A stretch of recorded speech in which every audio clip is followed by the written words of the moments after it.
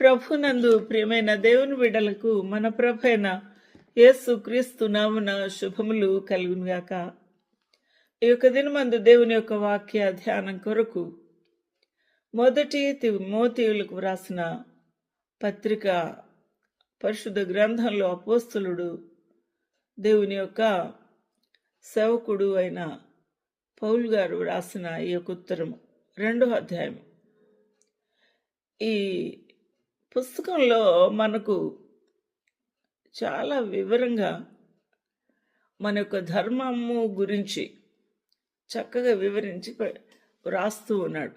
ఈ విషయాన్ని మనము చాలా జాగ్రత్తగా మన ధర్మం ఏంటి అనేది మనము పరీక్ష చేసుకోవడానికి చాలా సహాయము పడుతుంది. మొదటి వచనము, మనము సంపూర్ణ భక్తియు మాన్యతయు కలిగి.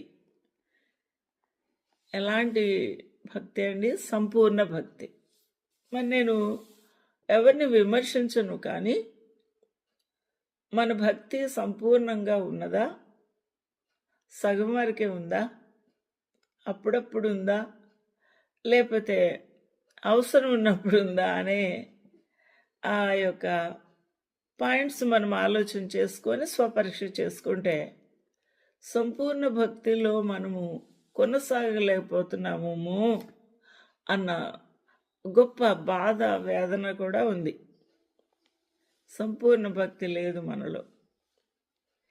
మాన్యత కలిగి. మాన్యత అంటే చాలా విలువైన మాట.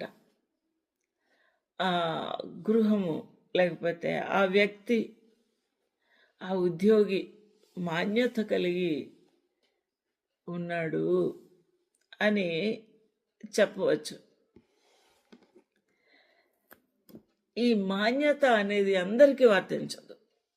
మంచివారు అంటము సహజంగా, మామూలుగా అంటారు, కానీ మాన్యత అనే మాట చాలా రేర్గా, చాలా అరుదుగా అనే మాట.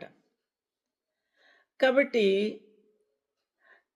I exhort therefore the first of all supplications, prayers, intercessions, and giving of thanks be made for all me.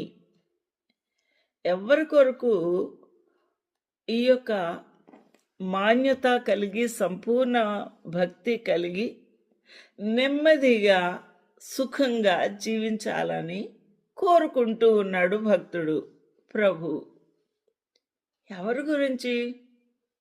వినేవారి గురించి